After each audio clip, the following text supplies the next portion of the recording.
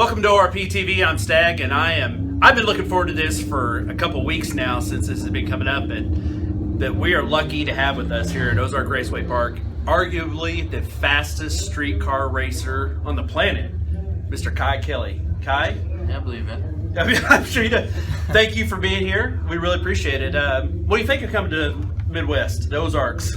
I've been out here a few times working with Larry Jeffers. I like Missouri. And this little track, everybody I've met so far has been real nice and down to earth. And had a good time so far. It's being here, it's not like going all the way up to one of the bigger cities. We're not unlike where you're from the south. Yeah. New Orleans is pretty big and crazy. So. Yeah, but you still have that southern hospitality type thing where people slow down and take time to say hi and really get to know each other. One of the first things I want to ask you, just real quick, tell us kind of what exactly your car is, and just kind of give us the rundown on it. All right, my car is a purpose-built street race car, so it wasn't originally an IROC or a Camaro. It was built from the ground up, two chassis deal.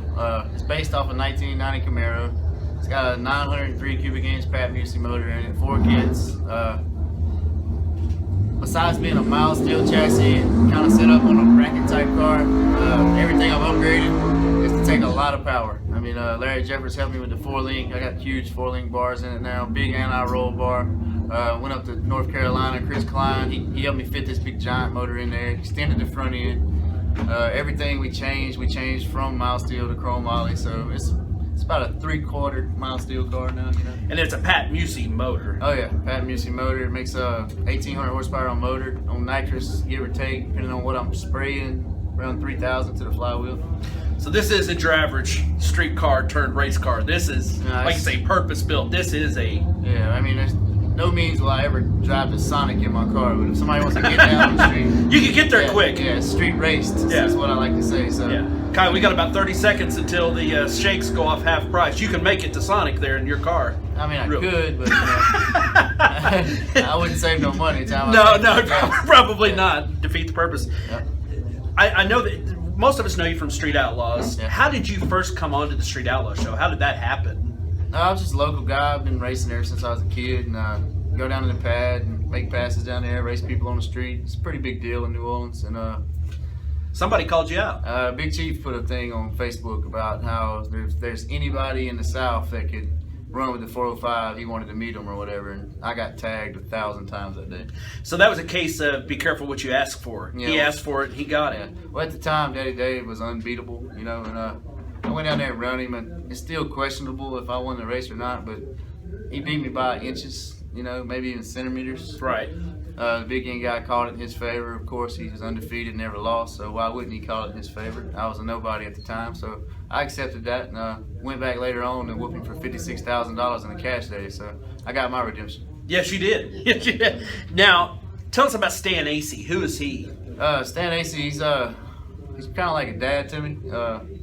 Growing up, my mom was raised by my mom, and that's it, and just a single mom household, and I always looked up to Stan. He built all my engines growing up, and as a kid, I didn't have a whole lot of money, so he kind of built what I could afford. He didn't just go in there and give me a big long price list, and I had big dreams, and he told me what I could afford and what he could help me with, and he helped me all the way up to, probably 6 months ago. And so he saw the talent there. He knew it was an investment too. Yeah, he's a big asset to my racing team, and still look up to him just like a dad. And he's kind of down in his health right now, so. Bankston Racing, Mike Bankston in Jackson, Mississippi. He's the reason why I have a 903 in my car. He bought the motor from Pat Busey. Pat Busey gave him a deal on it. They all work together as a team, and we got the motor in the car. I don't own it, but I do make a lot of money with it along with them. And freshen it up. He helps me freshen it up, all that good stuff. And I mean, Pat, he's like a one of a kind, man. Like, there's so much knowledge in that man's brain, it's ridiculous. And he just opened his arms to me and caught me up with his 50 years of knowledge in a few months. And I'm actually tuning my own car now, And that's what people don't realize. They see the car, they know Kye Kelley, they know the shocker. They don't realize that's the tip of the iceberg. There's a whole team of people that go back over a long time to get you to this point. You didn't just happen to be the fastest street racer in America. It took a lot of work and time and combined efforts. I mean, when it all started, I like I said, I was that young kid that had this cheap motor, and I had everything built on a budget, you know, and I did what I had to do with what I had, and I made a name for myself with that. And since then, people stepped in and helped me, and I got a lot nicer stuff, and it's a lot easier to, you know, maintain a reputation that I built. So people though sometimes will say, and they'll go, well, of course he's got all this. He's on Street Outlaws. They don't know how much work went into getting you there. You didn't just wake up one day and you didn't go in for an audition and they handed it to you. You made this. Yeah. A lot of people think that being on TV makes you rich, and it really don't. It gives you the opportunity to meet a lot of people. You get sponsors. You get a lot of help that you wouldn't have normally. And I mean, just like the racing gas, you know, people give me racing gas. People help me, give me a discount on nitrous. When I put that big motor in my car, I was still going to try to run a Power Glide. And Mark Mickey Transmissions, he called me and told me I was an idiot. And he cut me a real good deal on a transmission. And just everybody helped out. I mean, I had an old homemade built stick welded up rear end in the car, and Mosier called and hooked me up with a floater rear end. I mean, it's just a big team effort, man. And, right. Really, at the end of the day, this whole drag radial deal I've been doing lately, I owe all that to Pat Musey and Mike Bankston for the power plant. And most of all, Stevie Fast. He stepped in and really helped me get on radials. Now that kind of leads me, you talked about the money, that kind of leads me to what I was going to ask you. It's got to be great. Everybody wants to, or most everybody wants to attain some kind of fame. Is there ever times that you step back and you go, man, I kind of wish I could just be Kye at the track and not be Kye Kelley from Street Outlaws? Yeah. What bothers me the most is being at the track, and you know, I'm still small, so I don't have 10 people that gets out of the truck with me that knows exactly what they're doing. I got friends out there, and they know how to check tire pressure and bottle pressure and fill bottles. But at the end of the day, the actual motor work and the tuning and all that, it goes from me. And you got a lot of fans standing there just waiting for your autograph, and sometimes they get pissed off because you can't just sign their shirt right then. And that bothers me because, I mean, I want my car to be fast, and of course the fans want my car to be fast because that's what they know me from. But at the end of the day, they don't realize that I'm the one that makes it fast, and I can't spend all my time with them while I'm working on the car. Right. See? So it's a big deal right there, and I try to do the best I can with it. Sometimes I piss people off. Sometimes everybody's happy, Well, but I think, though, that the availability and accessibility that racers have is what endears them to the fans, because you go to an NBA game, you aren't just going to walk up and meet LeBron James. You aren't going to go down, shake his hand, and say, hey, let me see your shoes. Yeah. Here, we can walk right up and look at your car and talk to you, and that's why the fans become so loyal to you racers, because they get to know Kye and not just the uniform, so to speak. Yeah.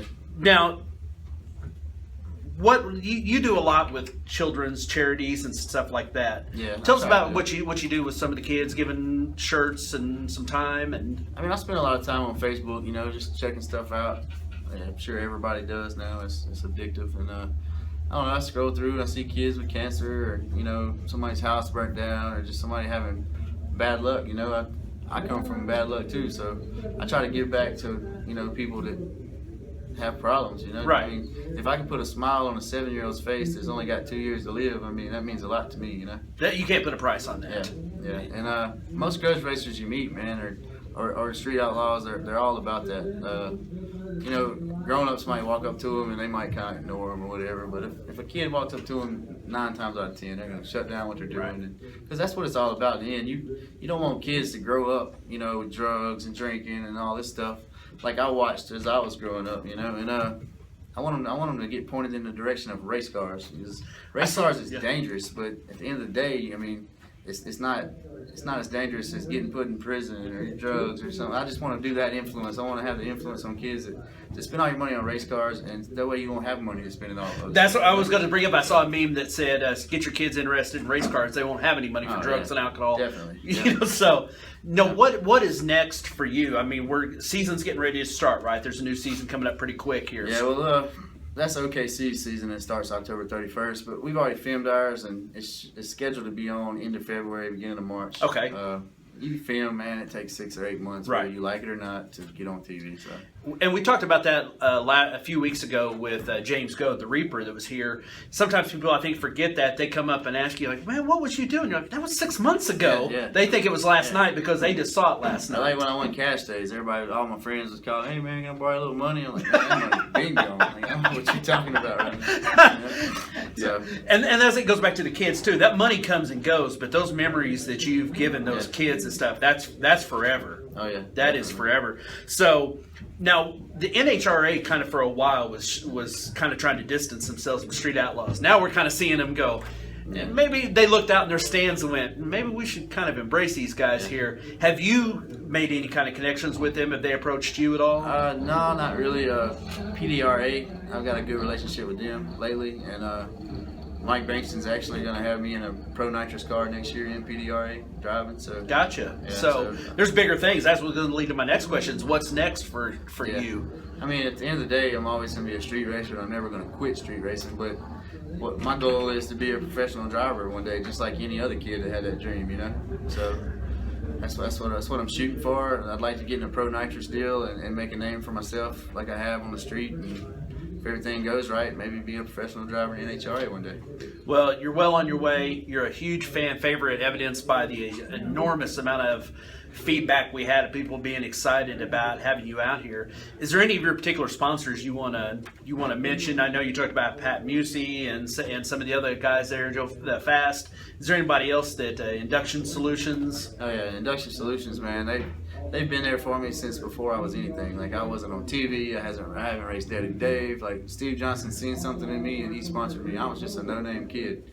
So at the end of the day, he's always going to be my #1 sponsor, you know.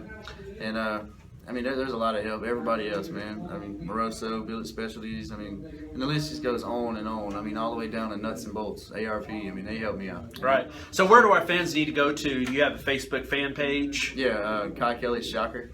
Kye Kelley Shocker on Facebook and YouTube, things like that. Yeah, video. I mean, you just type KYE in on YouTube, and you're gonna see thousands of stuff. Right. So.